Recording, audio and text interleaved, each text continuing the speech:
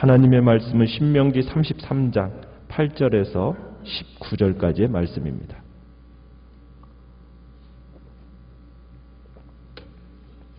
(33장) 8절에서 19절까지의 말씀 교독합니다. 33장 8절 제가 먼저 읽습니다. 레위에 대하여는 일러스되 주의 둠밈과 우림이 주의 경건한 자에게 있도다. 주께서 그를 마사에서 시험하시고 무리바 물가에서 그와 다투셨도다.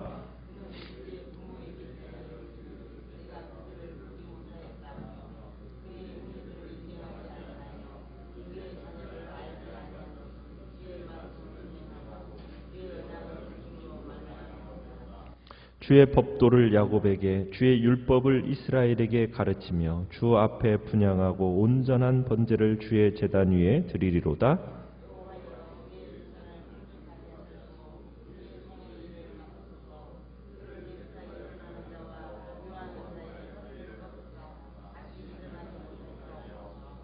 베냐민에 대하여는 일러스되 여호와의 사랑을 입은 자는 그 곁에 안전히 살리로다.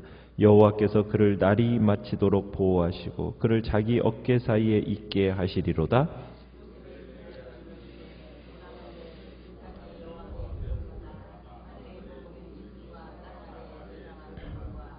태양이 결실하게 하는 선물과 태음이 자라게 하는 선물과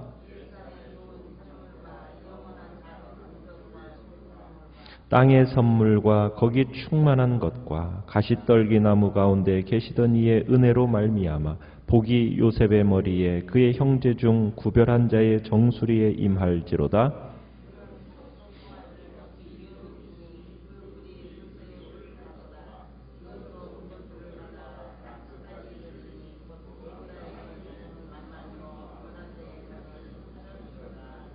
스불론에 대하여는 일러스되 스불론이여 너는 밖으로 나감을 기뻐하라. 이사가리여 너는 장막에 있음을 즐거워하라. 그들이 백성들을 불러 산에 이르게 하고 거기에서 의로운 제사를 드릴 것이며 바다의 풍부한 것과 모래에 감추어진 보배를 흡수하리로다. 아멘. 오늘 말씀의 제목은 순종, 저주를 축복으로 변환하는 키라는 제목으로 말씀을 나눕니다. 모세가 지금 마지막으로 이스라엘 지파들에게 복을 빌어주는 장면입니다. 복을 빌어주는데 오늘은 레위 지파에 대한 축복으로부터 시작이 되어지고 있습니다. 레위에 대한 축복이 이 모세의 축복 중에서 제일 가장 깁니다. 요셉의 지파 것보다도 레위 지파의 축복이 훨씬 더 길어요.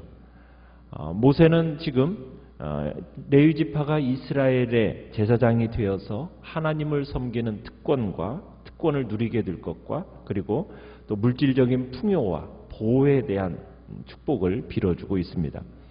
8절을 보시면은 레위에게는 하나님이 둠밈과 우림을 주셨다라고 얘기를 하고 있어요. 이 둠밈과 우림이라는 것은 제사장들이 하나님의 뜻을 분별할 때 사용했던 도구입니다. 제사장들은 전쟁 중에서 또 땅을 분배할 때 또 어떤 직분자를 세울 때 이럴 때 이 우림과 둠밈이라는 것을 사용해서 매우 다양한 주제 속에서 하나님의 뜻을 구할 때 이 우림과 둠밈을 사용을 한 겁니다. 이 우림과 둠밈이라는 것은 대제사장의 이 흉패에 연결된 주머니가 있는데 그 주머니 속에 소장되어 있는 제비뽑기와 같은 것으로 구성되어 있었다 이렇게 봅니다.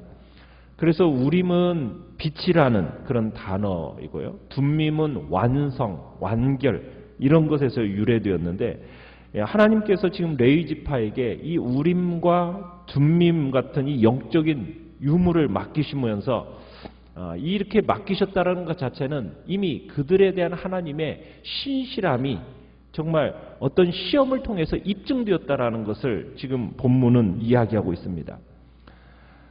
우리가 야곱의 이 축복 속에서 보면 레위에 대해서는 어떻게 보면 저주 비슷한 축복을 합니다. 왜 그러냐면 세겜 사건을 아시죠? 야곱의 딸이었고 레위의 누이 동생인 디나가 세겜 사람에 의해서 강간을 당하고 이 일로 인하여서 누이 동생에게 일로 인한 보복살인을 그 세겜 민족들에게 족속들에게 살육을 행합니다. 그때 하나님께서 이 야곱이 레위와 시므온에 대해서는 정말 흩어져 살게 될 거라는 어떤 저주와 같은 말씀을 그때 하게 돼요.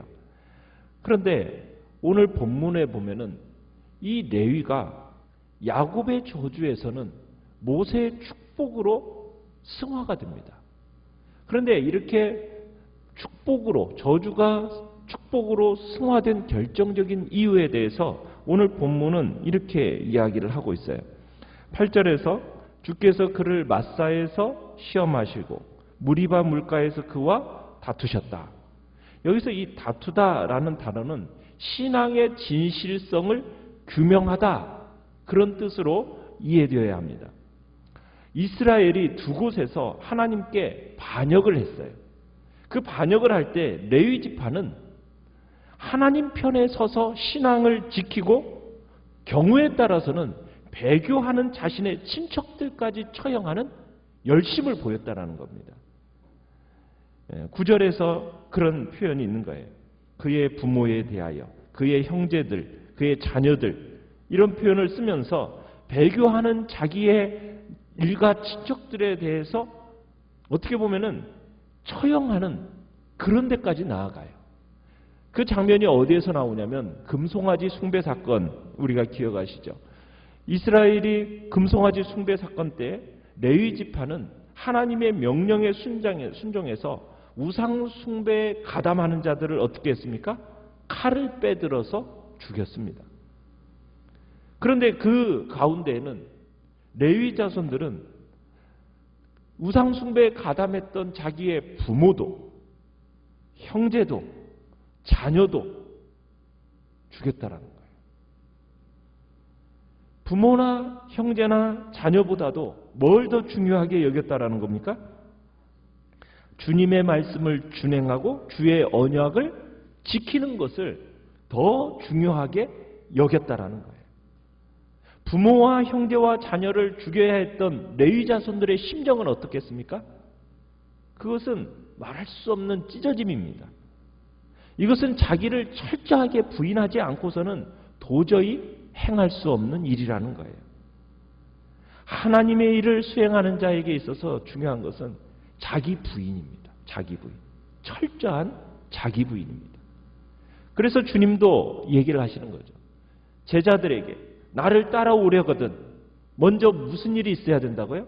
자기를 부인하는 일이 먼저 있어야 된다는 거예요. 그리고 자기 십자가를 지고 나를 좇으라고 얘기하고 있어요.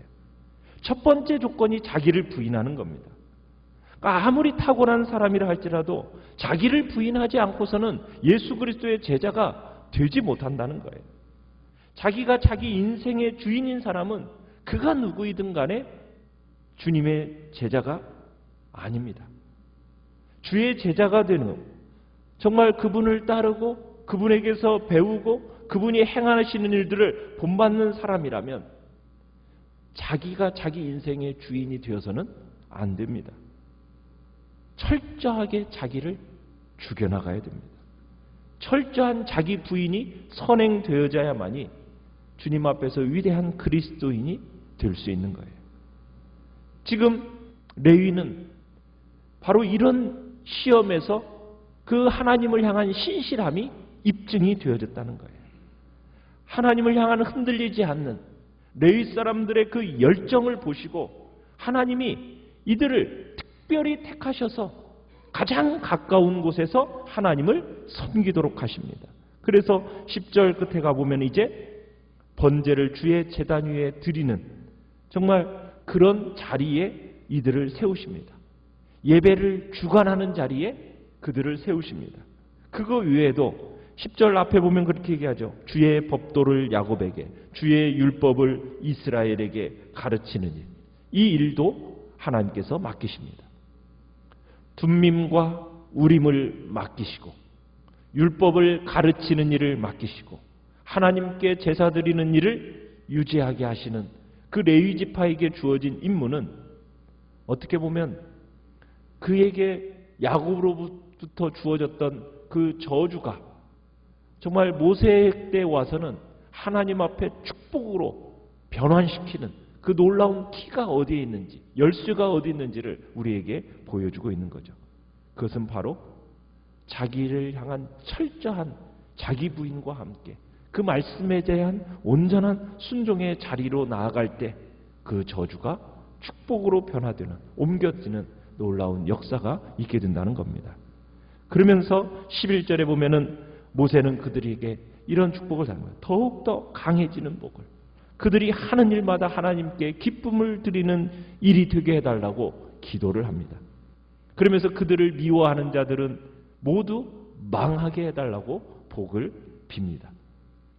유다 지파에게는 군사적인 능력의 축복을 빌어주었다면 지금 레위 지파에게는 자신을 방어할 수 있을 정도의 무력만을 축복해 줍니다. 자기를 미워하는 자에 대한 하나님께서 보호하심과 그리고 철저하게 그들을 향한 허리를 꺾어버리시는 그런 보호에 대한 약속을 주시는 거죠. 왜냐하면 제사장에게는 공격성이 필요하지 않기 때문에 방어할 수 있을 정도의 무력만을 하나님이 허락하시는 거죠. 하나님께서는 레위 지파의 철저한 자기 부인과 하나님께 대한 온전한 순종이 그를 저주에서 축복이라로 옮겨가는 복된 자리에 있게 했다라는 것을 우리는 오늘 말씀에서 보게 됩니다. 또 베냐민에 대한 축복이 이어지는데요. 전에 야곱이 베냐민을 향해서 축복할 때는 매우 용맹스럽고 전사적인 복을 빌어주었습니다. 드보라의 노래에서도 이 베냐민 지파에 대해서는 매우 군사적으로 막강했음을 이렇게 보여주는데 오늘 모세가 베냐민에 대해서 빌어주는 장면은 하나님의 보호 아래 평안한 삶을 빌어줍니다. 그러니까 하나님이 베냐민을 꾸준히 지켜주실 뿐만 아니라 하나님의 어깨 사이에서 쉬도록 하신다는 거예요. 참 이 같은 표현은 하나님의 따뜻한 보살핌, 흔들 수 없는 그 안전, 지금 이것을 의미하는 거죠. 하나님과 지금 베냐민의 관계가 어떻게 보입니까? 가장 친밀한 것으로 지금 묘사가 되고 있죠.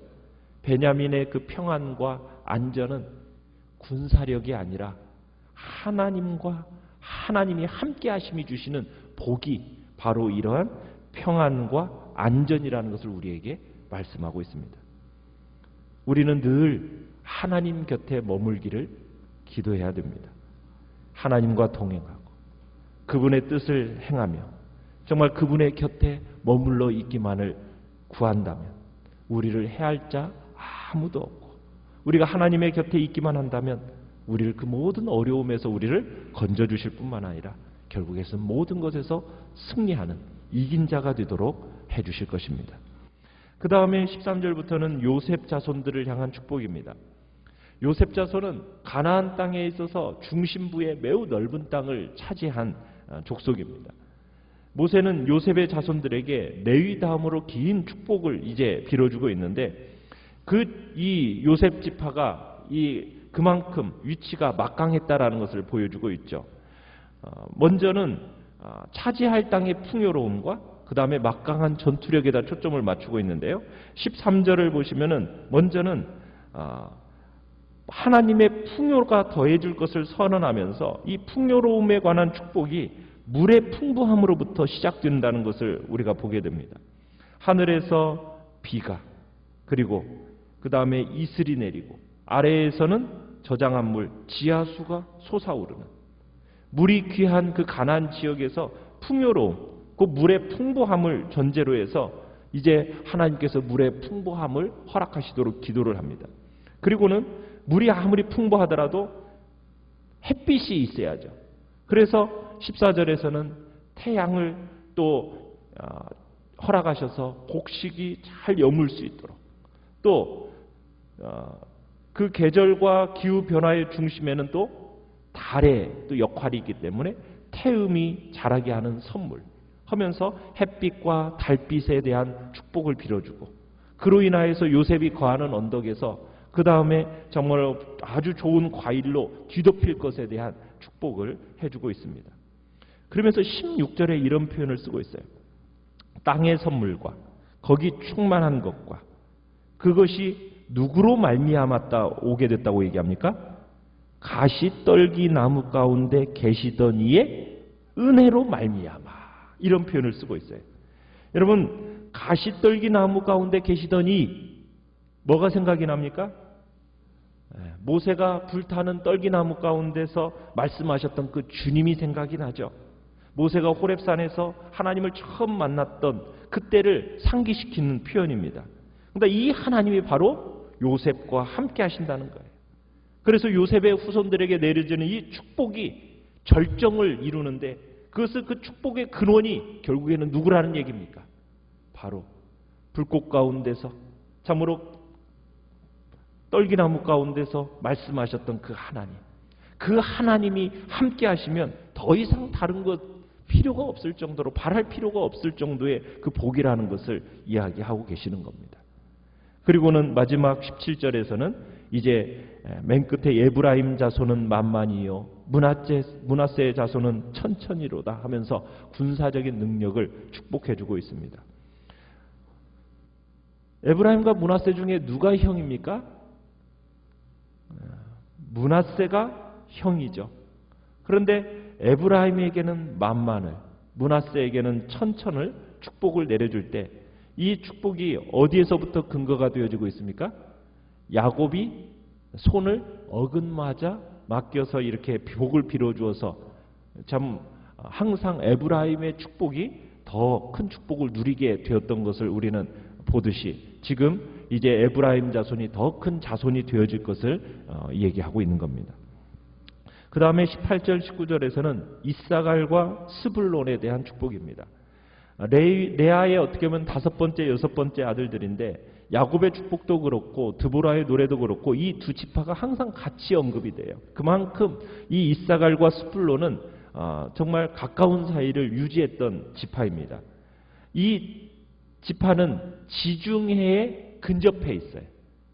그래서 지중해에 근접해 있는 순서를 따라서 스불론이 먼저 언급이 되고, 그러면서 이들에게 내려지는 축복도 보시면은 19절 끝에 보면 그렇게 얘기하죠. 바다의 풍부한 것, 모래에 감추인 보배 하면서 이제 그 바다에 근접해 있는 그 복이 바다를 통해서, 바다를 통한 무역을 통해서 얻어질 것을 이제 얘기를 하고 있습니다.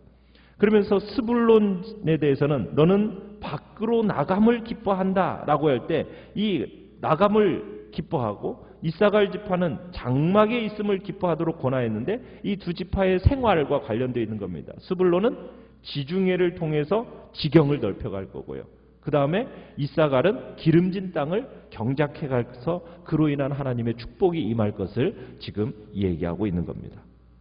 오늘은 우리는 특별히 레위 지파의 말씀을 통해서 정말 하나님께서 자기를 철저하게 부인해서 정말 하나님의 말씀에 온전히 순종하는 자로 나아갈 때 하나님이 그에게 내려졌던 저주도 변화시키셔서 그것이 도리어 합력하여 축복으로 하나님이 이끌어 가시는 것을 우리는 보게 되었습니다. 그건 다름이 아닙니다. 철저한 자기 부인입니다. 그리고 주님의 말씀을 다른 어떤 것보다도 순종하는 것을 최고의 가치로 여기며 나아갈 때 하나님은 그의 인생을 아주 놀라운 복된 자리로 역사하셔서 선하게 이끌어 가시는 겁니다. 우리의 가정과 우리의 삶 속에서도 하나님 앞에서 철저한 자기 부인과 말씀에 대한 순종으로 오늘도 주님이 주시는 그 복된 축복의 자리에 있기를 간절히 축원합니다. 순종을 통해서 놀라운 기적과 은혜를 체험하는 하루가 되기를 간절히 소원합니다. 오늘 말씀을 생각하면서